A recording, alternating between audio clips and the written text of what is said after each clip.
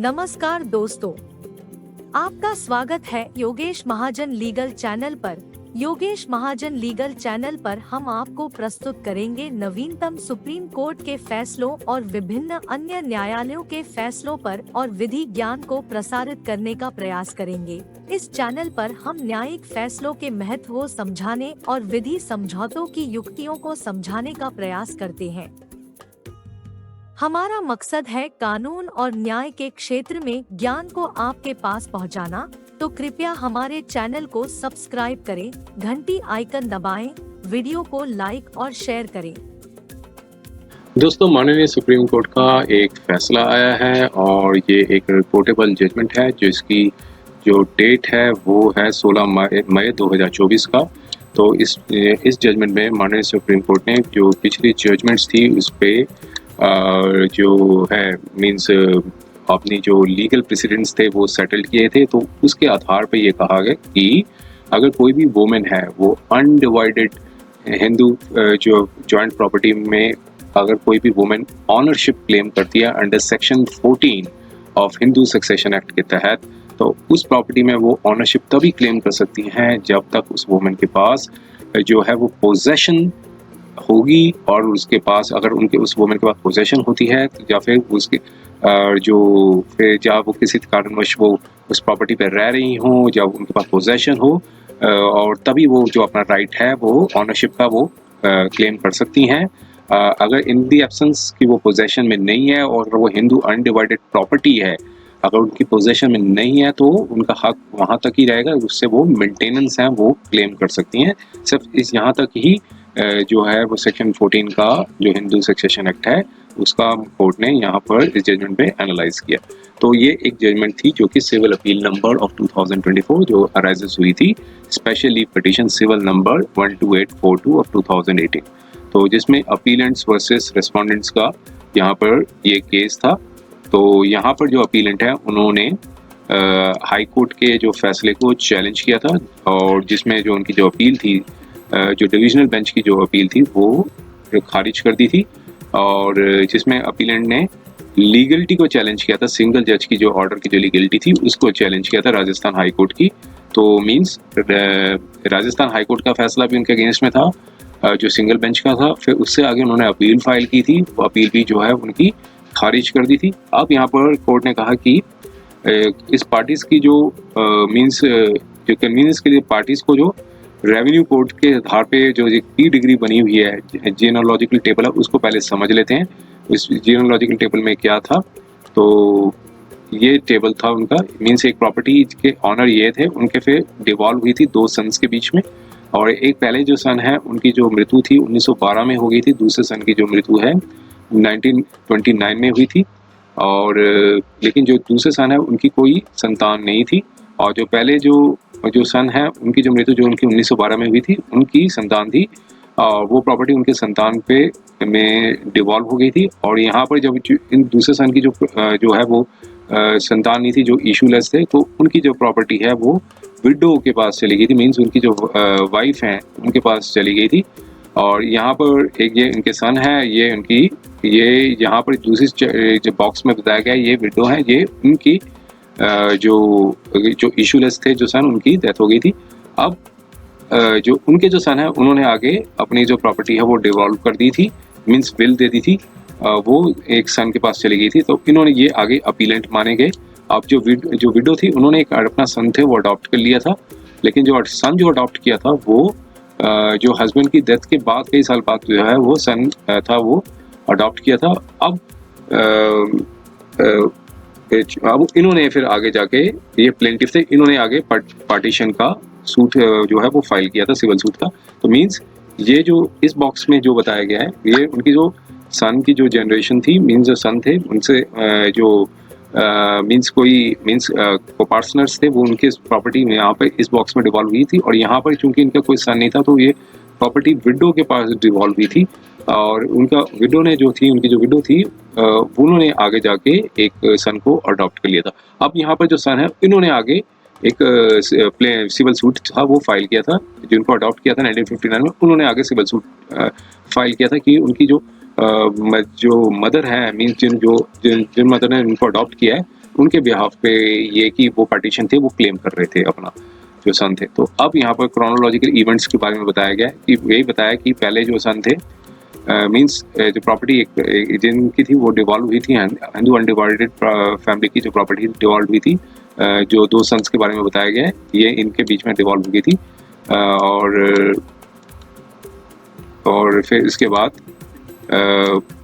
इन दोनों सन्स की जो है, अब यहाँ बताया जो पहले से सन है वो पास हो गए थे, फिर उनके सन आए और उनके जो सन थे वो भी उनकी भी डेथ 1954 में हो गई थी। और चूंकि जो दूसरे हैं बताया कि जो विडो थी वो इशूलेस थे, और अब जो सन थे जो जिनके पास डिवॉल्व हुई थी उन्होंने अपनी विल थी वो अपने सन को दे दी थी। यहाँ पर जो उनको अपीलेंट बनाया गया है, देखिए यहाँ पर ही बताया कि इनको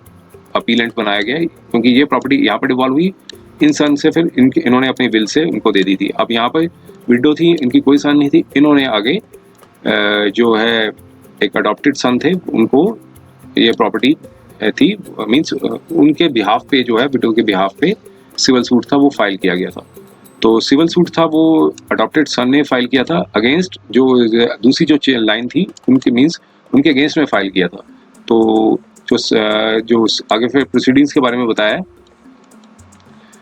मींस जो विडो थी उन्होंने पहले सिविल सूट जो विडो थी उन्होंने पहले सिविल सूट था वो फाइल किया, तो उन्होंने डिक्लेरेशन और टाइटल ऑफ पोजेशन मांगा था सूट प्रॉपर्टी का, और जो कि खारिज हो गया था। सिंगल जज जो है उन्होंने जो याचिका थी वो डिसमिस कर दी थी, और जो कहा था कि जो विडो हैं वो सिर्फ मेंटेनेंस हैं वो ले सकती हैं, सिर्फ विडो सिर्फ मेंटेनेंस ले सकती हैं। अब उसके बाद अपील थी वो फाइल की थी सिविल सूट की, लेकिन जो अपील थी वो सेट असाइड कर दी थी और कहा कि जो विडो है वो मेंटेनेंस भी है वो सूट प्रॉपर्टी का ले सकेंगी। तो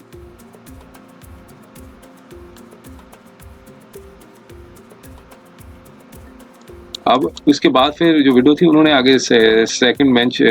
means single bench civil appeal number थी वो फाइल की थी, लेकिन इस दौरान उनकी जो विडो थी उनकी जो है वो डेथ हो गई थी। फिर उनके जो अडॉप्टेड सन हैं उन्होंने जो लीगल रिप्रेजेंटेटिव है उन्होंने मींस वो लीगल रिप्रेजेंटेटिव बने थे 1973 में, और हाई कोर्ट ने अब सिंगल बेंच के जो हाई कोर्ट थे उन्होंने उनकी जो अपील थी वो अलाउ कर दी थी, और जो मींस जो विडो को कहा गया था कि वो मेंटेनेंस ले सकती हैं, और मींस ये कहा कि जो विडो है वो राइट टू मेंटेनेंस ले सकती हैं सूट प्रॉपर्टी का, और क्योंकि वो विडो थी डिसीज्ड को-पार्टनर्स हैं इन जॉइंट हिंदू प्रॉपर्टी में। अब इसके बाद दूसरा फिर प्रोसीडिंग्स प्रेजेंट प्रोसीडिंग्स किस कहाँ से ओरिजिनेट हुई थी? प्रेजेंट प्रोसीडिंग्स ओरिजिनेट हुई थी कि जो उनके जो सन है उन्होंने आगे एक पार्टीशन फाइल किया था, मींस विडो के जो सन थे 1979 में जो फाइल किया था कि उसमें कहा था कि वो इनके लीगल हेयर हैं डिसीज्ड मदर के, मींस जो विडो हैं उनके जो विडो थी उनके जो उन्होंने अडॉप्टेड सन थे, तो इसने कहा उनके लीगल हेयर हैं इसलिए उनको मींस सिविल सूट मींस उनको मिलना चाहिए, डिग्री मिलनी चाहिए। अब सूट था जो वो अलाउड कर दिया था सब डिविजनल ऑफिसर द्वारा, और कहा कि वो उनके सोल लीगल हेयर हैं विडो के, तो वो उनके पर्सनल राइट उनके पास बनते हैं। फिर उनके बाद जो सेकंड लाइन के थे उन्होंने अब यहाँ पर जो अपीलेंट है मींस जो असली जो जिनके पास विल थी उन्होंने आगे फिर वो जो है अपील थी वो फाइल की थी। रेवेन्यू अपील जो है वो अलाउड हो गई थी, और एसडीएम का जो ऑर्डर था उसको सेटिसाइड कर दिया था। अब उसके बाद जो अडॉप्टेड सन थे उन्होंने आगे जाके सेकंड अपील फाइल की बोर्ड ऑफ रेवेन्यू ने जो है वो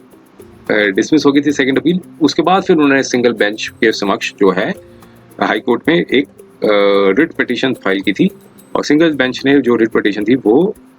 revenue appellate authority of board of revenue Ajmer का जो ऑर्डर था उसको सेटिसाइड कर दिया। मींस जो सूट था वो इनके पास डिक्रीड हो गया, जो अडॉप्टेड सन थे उनके पास डिक्रीड हो गया। अब उस ऑर्डर के अगेंस्ट में फिर उन्होंने मींस जो अपीलेंट हैं जो असल में जो कोपार्टनर थे उन्होंने आगे वो सेकंड अपील फाइल की थी डबल बेंच के समक्ष, और जो कि वो भी डिसमिस हो गई। फिर फाइनली सुप्रीम कोर्ट में आए स्पेशली पिटीशन आए। अब दोनों के कोर्ट क्वेश्चन सुनने के बाद दोनों ने अपनी अपनी कंटेंशंस रेज की। अब माननीय सुप्रीम कोर्ट ने क्या निर्णय दिया पहले इसको हम देख लेते हैं, ऑब्जर्वेशन पे देख लेते हैं। तो दोनों के कंटेंशन सुनने के बाद कोर्ट ने यहाँ पर बताया कि जो अपीलेंट को रिप्रेजेंट कर रहे थे उन्होंने बताया था कि डिसीज्ड जो विडो हैं वो कभी भी उनके पास पोजेशन नहीं थी प्रॉपर्टी की, तो वो जो इसलिए जो उनके जो अडॉप्टेड सन है, यहाँ पर जो बताया कि यहाँ पर जो अडॉप्टेड सन है, चूंकि प्रॉपर्टी कभी इनके पास पोजेशन में नहीं आई, इसे अडॉप्टेड सन के पास आई थी, अडॉप्टेड सन ने आगे सूट फाइल किया था, तो इसलिए यहाँ पर कोर्ट ने कहा कि रेवेन्यू सूट यहाँ पर मेंटेनेबल ही नहीं बनता है। तो अब यहाँ पर फिर आगे ऑब्जर्वेशन दी कि जो डिसीज थी, जो प्रेजेंट जो विडो थी, उन्होंने कभी पोजेशन में नहीं थी उनकी प्रॉपर्टी, तो इसलिए एक एडमिटेड पोजीशन ऑन रिकॉर्ड में भी है, क्योंकि कभी भी उन्होंने उस ऑर्डर को जजमेंट जो डिग्री थी जो उन्होंने फाइल की थी, कभी भी उसको चैलेंज नहीं किया था कि जब तक वो जीवित थी तो वो उनकी सिर्फ ये यहाँ तक ही राइट मिला था कि वो मेंटेनेंस है वो ले सकती हैं अनडिवाइडेड एस्टेट से। अब मुन्नी देवी के जो जजमेंट पर रिलाई किया था जो रिस्पोंडेंट के, तब मुन्नी देवी का जो केस था उसमें था कि उस केस में वो प्रॉपर्टी थी वो उनकी पोजेशन में थी, क्योंकि वो टेनेंसी का भी जो वो था, मीन्स टेनेंसी का भी जो राइट था, वो मीन्स टेनेंट से भी वो मंथली वो ले रही थी, रेंट ले रही थी। तो ये कोर्ट में कहा कि वो सेक्शन 14 के जो प्रिंसिपल्स थे मुन्नी देवी के यहाँ पर एप्लीकेबल नहीं होंगे, क्योंकि उस केस में उनके पास पोजेशन में वो प्रॉपर्टी थी। और उस जजमेंट को यहाँ पर कोर्ट किया उन्होंने। अब यहाँ पर डिक्लेयर था, कोर्ट ने कहा कि ऑब्जर्वेशन फाइंडिंग थे मुन्नी देवी के, इस कंसिडरेशन में देखते हुए कहा कि जो प्री एग्जिस्टिंग राइट्स थे मुन्नी देवी का कि जो मेंटेनेंस लेने का हिंदू अनडिवाइडेड फैमिली का उस केस में, तो वो एक कोर्ट ने कंक्लूड किया था कि वो उन्होंने प्रॉपर्टी अक्वायर कर ली थी, प्री एग्जिस्टिंग राइट था उनके पास, तो इसलिए सूट प्रॉपर्टी थी वो उनकी फुल ऑनर थी और सिर्फ लिमिटेड नहीं होगी by the virtue of section 14 of succession act. तो अब इस प्रेजेंट केस में भी कोर्ट ने ये मींस एजुकेट किया कि अगर कोई सेम्बलेंस ऑफ द पोजेशन की क्या एक पोजेशन अगर नहीं है उसमें, क्योंकि तो क्या वो क्लेम कर सकते हैं, उनके जो लीगल हेयर है, जो अडॉप्टेड सन है, वो क्लेम कर सकते हैं। तो यहाँ पर बताया कि जो प्लेंटिफ है वो उनके लीगल हेयर थे जो विडो के, तो उन्होंने सूट प्रॉपर्टी जो पार्टीशन का केस फाइल किया। तो अब यहाँ पर जजमेंट्स को भी रेफर किया जो अपीलेंट की साइड से थी। राम विशाल का जो केस था तो उसमें कहा था कि प्री एग्जिस्टिंग राइट के लिए एक जो सेक्शन 14 के अंदर जो फुल ऑनरशिप क्लेम कर रहे हैं, तो हिंदू फीमेल के पास पोजेशन तो होनी चाहिए और उन्होंने जो प्रॉपर्टी को भी एक्वायर कर लेना चाहिए, होना चाहिए, उनके पास एक्विजिशन भी होनी चाहिए, चाहे वो एक्विजिशन जो है चाहे वो इनहेरिटेंस से आई हो, चाहे डिवाइस से आई हो, चाहे पार्टीशन से आई हो, या फिर गिफ्ट दी गई हो अपने ऑनर्स स्किल या एग्जर्शन से। तो ऐसे केस में जो प्रिंसिपल्स थे वो कोर्ट ने कहा इस पे भी एप्लीकेबल होंगे। और यहाँ पे M.G. Sivadasan and legal representatives and others और A Saudamini death dead through legal representative other का जजमेंट को भी यहाँ पे कोर्ट किया। तो उसमें भी कहा था कि एसेंशियल इंग्रेडिएंट सेक्शन 14 का यही है कि पोजेशन होनी जरूरी है वो हिंदू फीमेल की प्रॉपर्टी के ऊपर। अब एडमिटेडली उस केस में भी था कि प्लेंटिफ की कभी पोजेशन नहीं थी प्रॉपर्टी में, तो अब पोजेशन होनी जरूरी है और ऐसे में जो सेक्शन 14 का सब पार्ट 1 है वो एप्लीकेबल नहीं होगा। तो कोर्ट ने पहले भी डिसाइड कर चुकी है कि जो प्री एग्जिस्टिंग राइट के लिए सैनिक जरूरी है। जब भी फुल ऑनरशिप क्लेम करनी है सेक्शन 14 के तहत तो उनके पास प्री एग्जिस्टिंग राइट होना जरूरी है। ऐसे में जो हिंदू फीमेल के पास प्रॉपर्टी की पोजेशन होनी चाहिए और उसने प्रॉपर्टी को अक्वायर भी कर लेना किया होना चाहिए, चाहे किसी भी तरीके से अक्वायर हुई हो। तो बिना अब यहाँ पे कहा कि जो रेशो जजमेंट्स थी उससे क्लियर होता है कि जो फुल ऑनरशिप थी वो अनडिवाइडेड हिंदू फैमिली के स्टेट की थी। सेक्शन 14 की हिंदू सक्सेशन एक्ट के तहत हिंदू फीमेल जो है वो ना सिर्फ उनके पास पोजेशन होनी चाहिए बट उन्हें प्रॉपर्टी को भी एक्वायर किया होना चाहिए, चाहे वो इनहेरिटेंस से हो, चाहे डिवाइस से हुई हो, चाहे पार्टीशन से हुआ हो।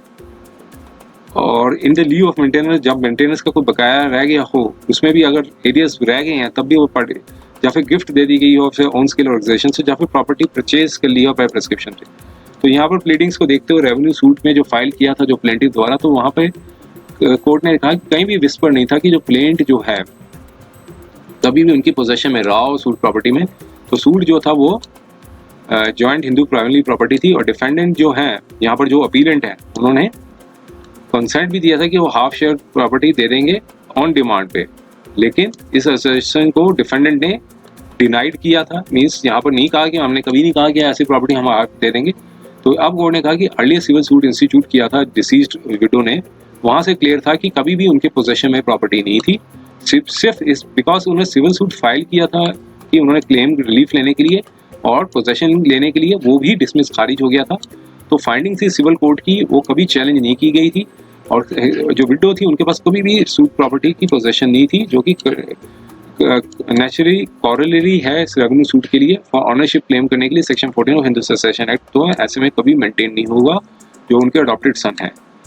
तो सिक्योरिटी ऑफ जजमेंट्स देखने के बाद जो है वो सिंगल जज की जो ऑर्डर थी उसको सेट असाइड कर दिया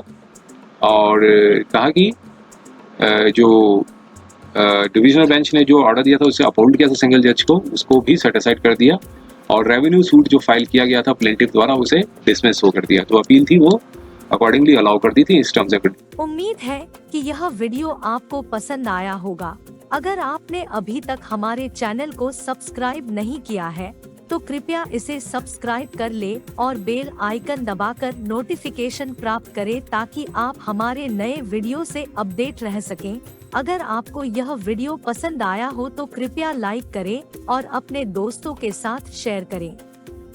हमारे चैनल पर आपको न्यायिक मुद्दों, कानूनी सलाह और कानूनी अपडेट्स के बारे में नवाचारिक और महत्वपूर्ण जानकारी मिलेगी। हमारे साथ बने रहें क्योंकि योगेश महाजन लीगल आपके कानूनी सवालों का सहायक है।